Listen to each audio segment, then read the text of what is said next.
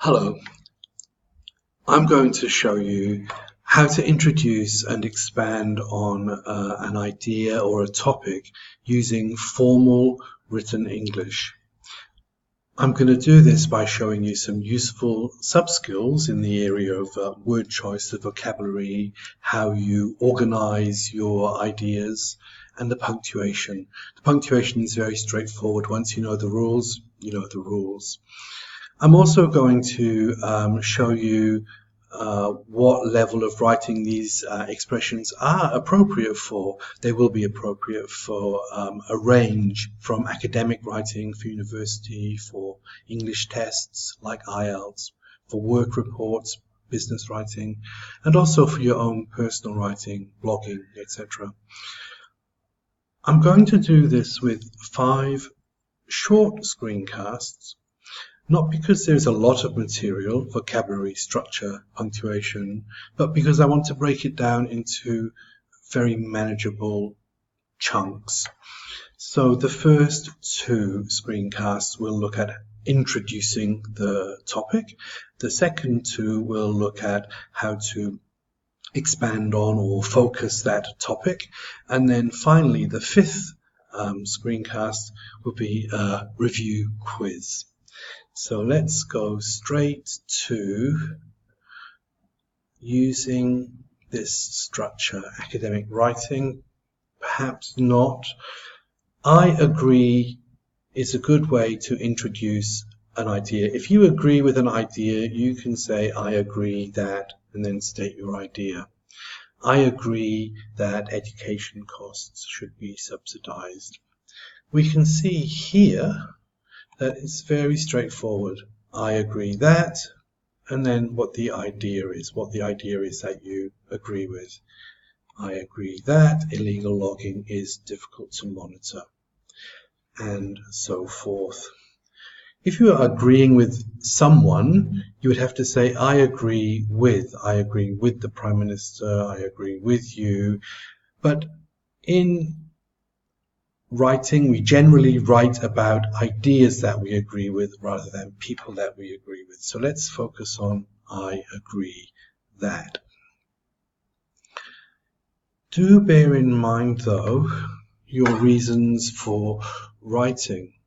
If you are writing an academic essay for university or a business report for work, I agree that is not an appropriate way to start your paragraph, because personal opinions are not required in business reports or academic essays. They require evidence or facts, not opinions. IELTS, Task 2 essays, on the other hand, and other written English tests, essays, want you to express an opinion and want to see how many different ways you can use language to express opinions. So saying I agree that is a very good strategy for IELTS essays and other writing language essays. Also, your own personal writing, your blogging, it's your blog, it's your writing. You can use whatever expression you like, and I agree that it's a good expression for clarifying with the reader straight away what your opinion is and what your topic is. However, it's always good to have alternatives, have a variety of ways of introducing ideas so that your writing doesn't become repetitive or stale.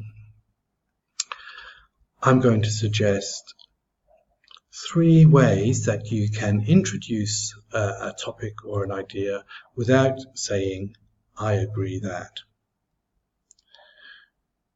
First of all, I think the best way to introduce a topic is to state it directly. So here we have in the first column 3 different topics, each one very clearly stated with no introductory words or phrases, no extra punctuation. It's very clear. A little bit further on in the paragraph, you will have to do some work to justify or explain your statement, but as a way to start a paragraph, it's clear, it's good, I think. Of course, it can be very clinical, very cold, just stating ideas without framing them in any way. So I suggest that if you want to frame your idea, one way that writers use is to claim currency for the particular idea or topic they want to present by showing the reader that it is a current topic, it is a topic that is being discussed. For example, it is widely acknowledged that. This means many people are talking about this issue. It is clear that, so the writer is saying, obviously we have an issue here. This third one, although some people argue that, is very interesting, and I'm going to address that separately in the third screencast. Finally then, let's look at the very academic way of introducing an idea. This is very formal writing required at university. Academic writing is not about opinions unless they are opinions of experts and you have read their books or articles. So it's important that you know who the expert is, what the expert's name is. Here I've said it's Kia, I made it up. And then the date of the publication that Kia wrote, and you read. So you put the date in as well. And that way people can look it up to check that you've got the facts right, that you've said actually what Kia had said. According to Kia, brackets 2014, close bracket, comma, that's a very common and a very standard way to introduce a topic or an idea in an academic essay. Likewise, Kia, bracket 2014, close brackets, states that or claims that. This is also a very normal way to introduce an idea in an academic essay. And finally, you can state the idea and then just put the expert's name and the publication date.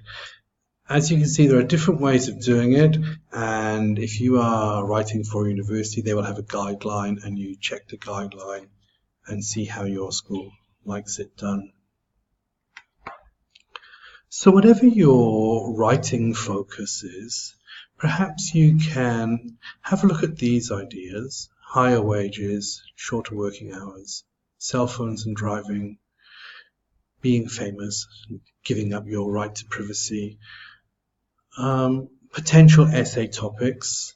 How could you introduce these ideas using the strategies here, either stating the topic directly, you'd have to fill in this middle bit, make a sentence, pretending it's academic and making up a reference to cite like I did, or perhaps using an expression that frames your idea, frames your argument. Here's an example. It's well known that driving while using a cell phone is dangerous. So rather than saying it's widely acknowledged that, I've written it's well known that. Not quite as academic, but just as clear in what it means.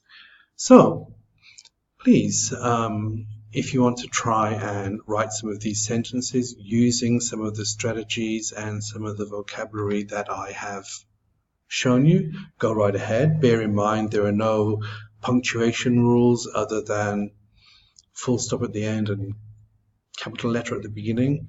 Please have a go, write your efforts in the comments, share the knowledge, and I can give you some feedback too. Okay, thank you for listening to my screencast, and I look forward to seeing your sentences in the comments.